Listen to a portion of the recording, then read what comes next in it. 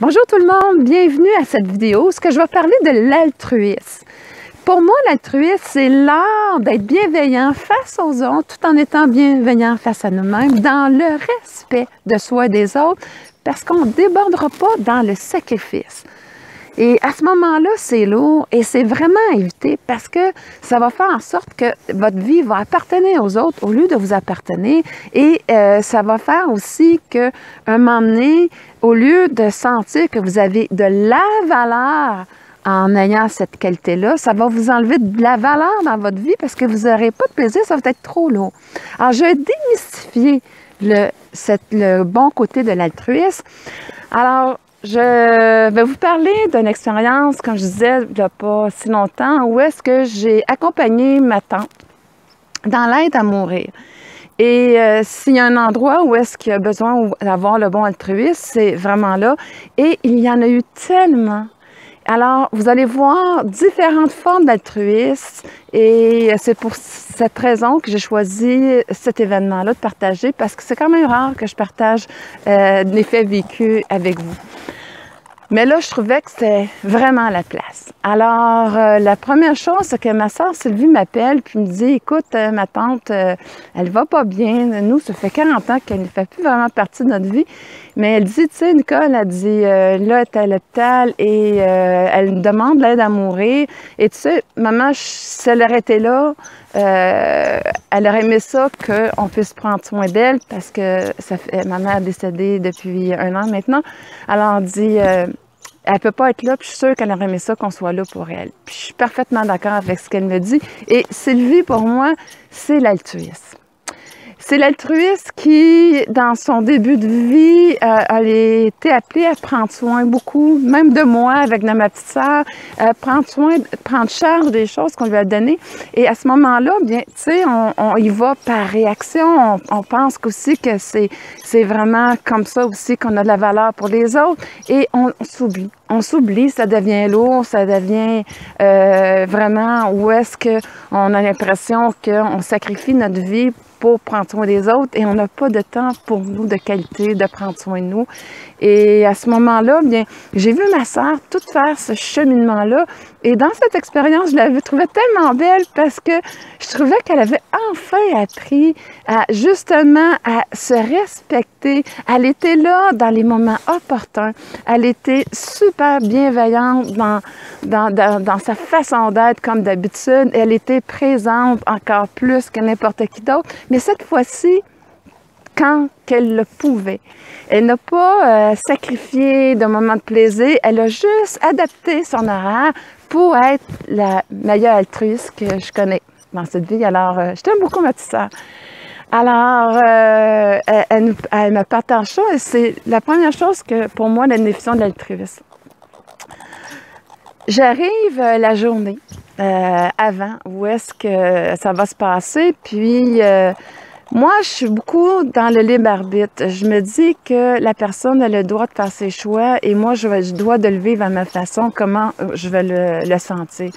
Alors, j'arrive vers 2 heures la journée d'avant et je demande à ma tante, je dis, écoute, j'aimerais ça être là pour t'accompagner quand que tout ça va se passer. Alors, est-ce que tu es correct avec ça? Elle me dit, oui, je suis vraiment correct avec ça. Fait que parfait. Et on parle parce qu'on est avec moi, puis elle me dit, tu sais, elle dit, Nicole, elle dit, c'est pas tout le monde qui sont d'accord avec le geste que je veux poser. Puis elle me dit, elle me raconte une amie très proche.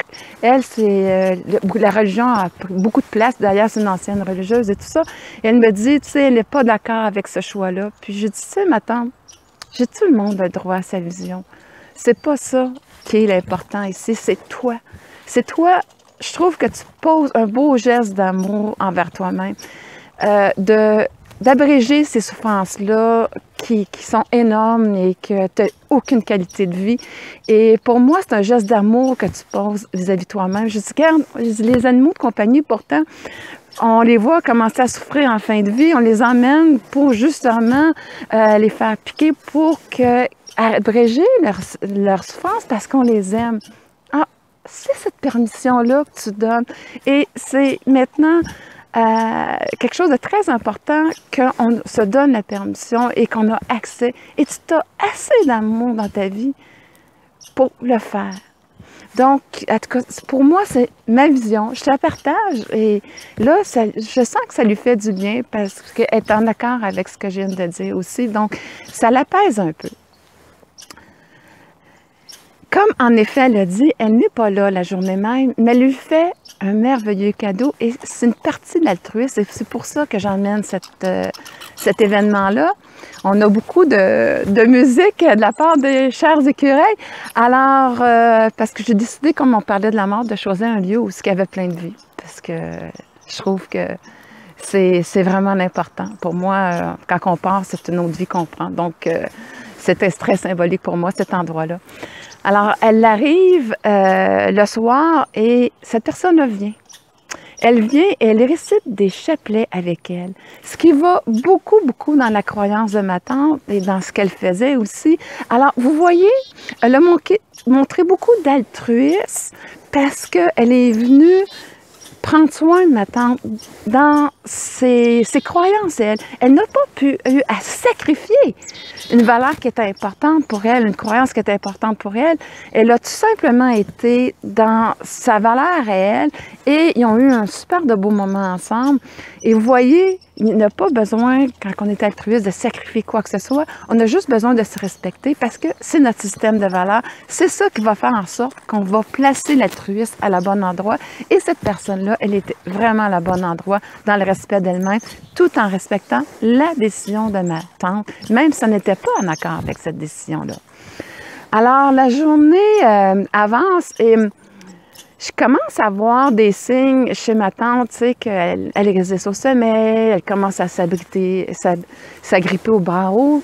Et là, aussi dans ma tête, avant de venir, je m'étais dit, écoute, si elle n'a pas personne, moi, il me semblait impensable qu'elle passe la nuit toute seule. Fait que je vais lui offrir. Et en voyant ces signes-là, je vois bien que, malgré qu'elle est très en paix avec cette décision-là, on a peur de l'inconnu.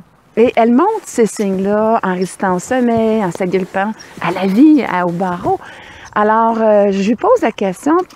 Je dis, écoute, ma tante, je dis, est-ce que tu serais correct avec ça, que je passe la nuit avec toi? Il me semble que, tu sais, ça serait apaisant pour toi de savoir qu'il y a quelqu'un, puis que...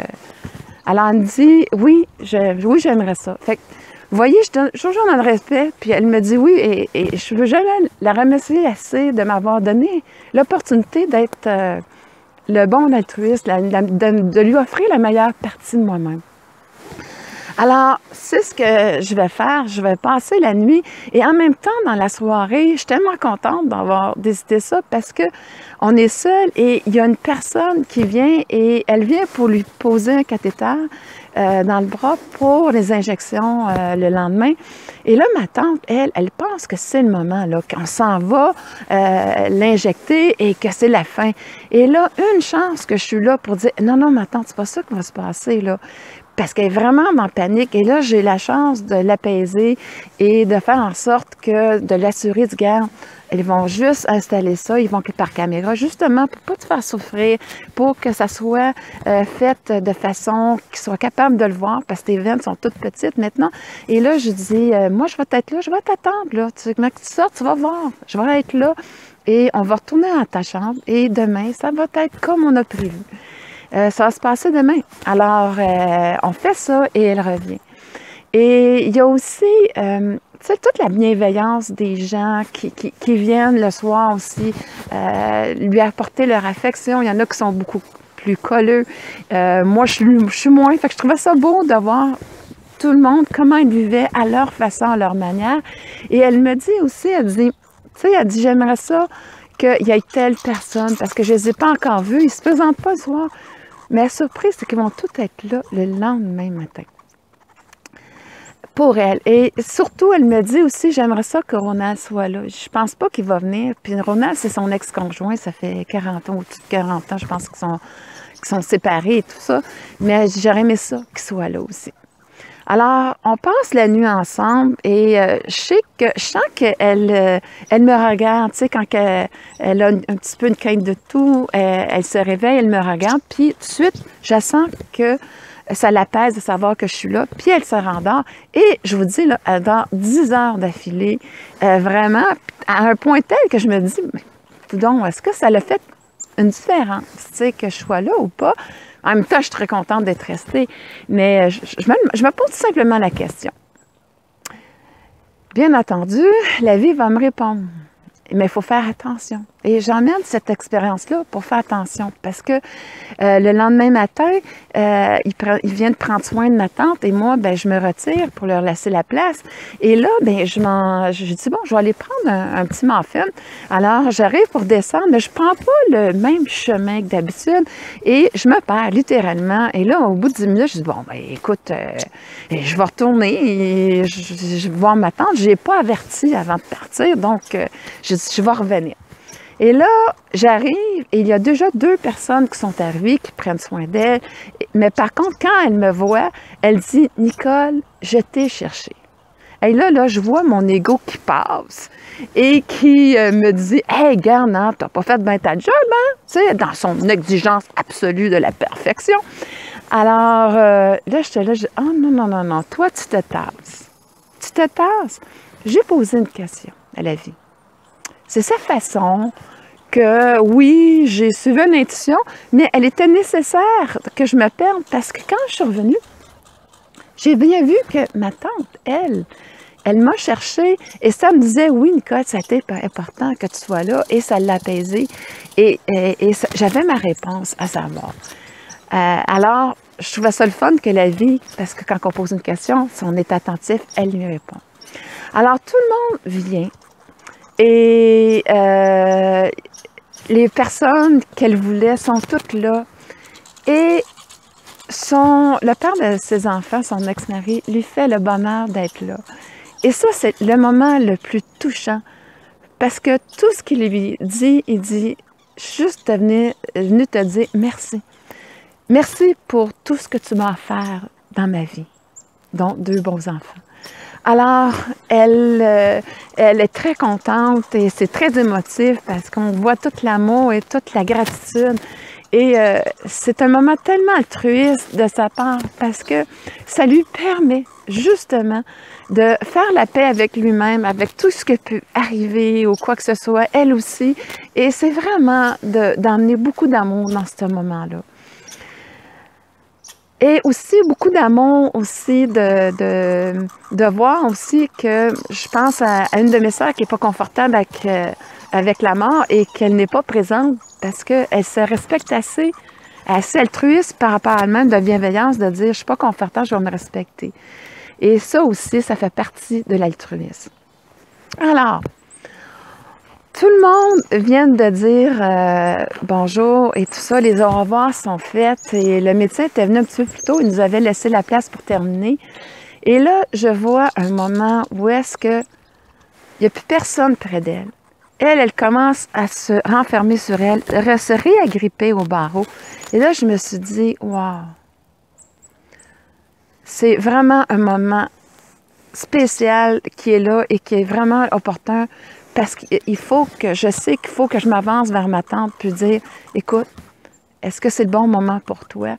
Parce que je vois qu'il peut y avoir un grand malaise qui s'installe et c'est très vite dans des situations comme ça. Alors, c'est ce que je fais, je m'avance. Et là, c'est là que c'est important de tasser notre ego. J'arrive pas dans une énergie où est-ce que, justement, pauvre elle ou, tu sais, oh mon Dieu, c'est le moment. Non, elle a besoin de calme. Elle a besoin de se rassurer que tout va être correct. Alors, je m'approche vraiment avec cette énergie-là parce que j'ai tassé mon ego pour pouvoir être dans cette énergie-là de tout ce qui pourrait emmener en distorsion, dans la souffrance. Et là, je m'approche et je dis, ma tante, je dis, tu sais, est-ce que, tu sais, que c'est toi qui va vraiment nous dire quand est-ce que c'est le bon moment? Quand tu sens que c'est prêt, tu me le dis tout simplement, puis je vais aller voir le médecin, puis on va enclencher les procédures. Elle m'a dit, Nicole, je suis prête. Alors là, je pars, je vais chercher le médecin et c'est là où est-ce que je trouve ça un petit peu plus difficile, honnêtement, personnellement, mais je suis dans le couloir, fait que je peux laisser un peu cette émotion-là monter. Et j'arrive et je ramène le médecin. Et là, au niveau de l'altruisme, je lui donne la médaille d'or. Vraiment, pour le côté altruiste. Et je m'explique. Parce que premièrement, tu vois que ce médecin-là, en passant, c'est le docteur Sylvain Bellemare du Centre hospitalier de la Naudière à Joliette. Il était une perle. Merci encore pour ce magnifique accompagnement-là, d'être cet homme-là de cœur.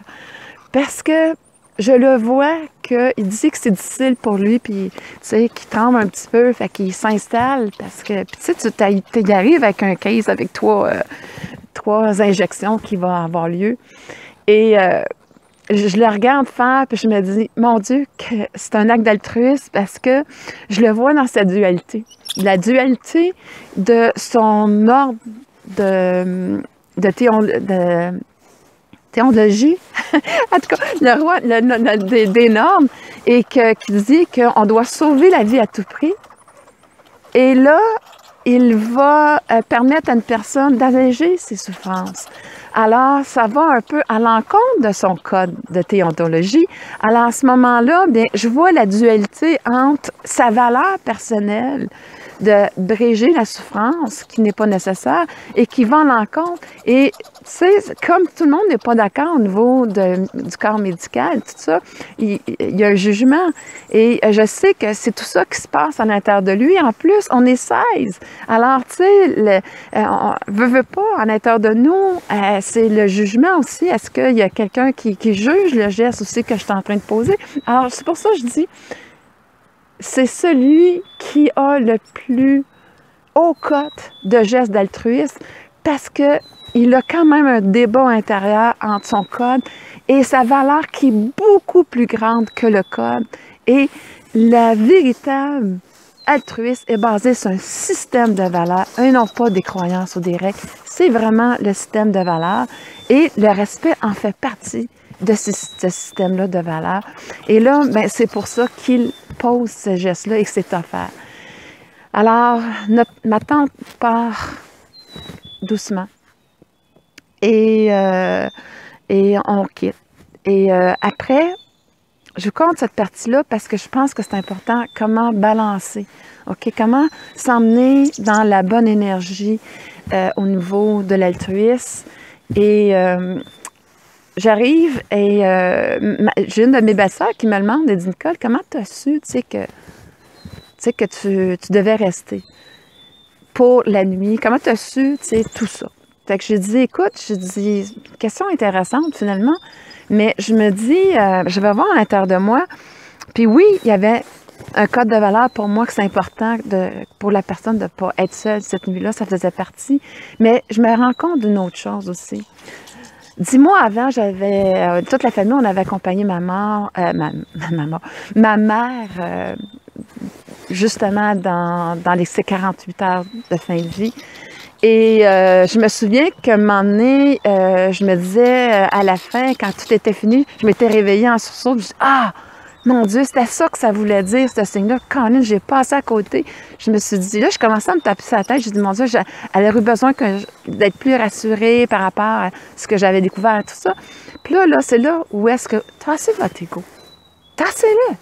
Parce que c'est pas utile. C'est pas utile de se culpabiliser. Par contre, ce que j'ai fait, je me suis dit, si je suis mis dans une situation comme ça, je vais faire plus attention encore au non-verbal parce que le non-verbal là, prend beaucoup de place à ce moment-là et je me suis dit, je vais affiner cette acuité-là pour le non-verbal et c'est vraiment ce qui m'a servi pour justement savoir les bons moments, être capable d'agir de façon appropriée au bon moment et de voir aussi les signes. Aussi, comme j'avais utilisé l'intention. L'intention est super importante parce que ça vient dire que voici la prochaine fois, au lieu d'agir en réaction, je veux maintenant agir avec l'intention d'être plus à l'afflux que j'avais pour moi qui était là. Alors, vous voyez comment c'est important. L'intention vous permet de ne pas réagir, mais d'installer un chemin. Un chemin que la prochaine fois, vous allez utiliser. Et c'est ça qui va vous permettre de rentrer dans le bon altruisme. C'est de vous rendre compte dans chaque expérience, qu'est-ce que vous apprenez et comment rediriger dans le bon altruisme, comme on a vu. Et là, à ce moment-là, vous allez pouvoir être la meilleure de vous-même dans cette qualité-là qui est très importante pour l'amour de soi. Alors, j'espère que cette vidéo-là vous aura éclairé par rapport à l'altruisme.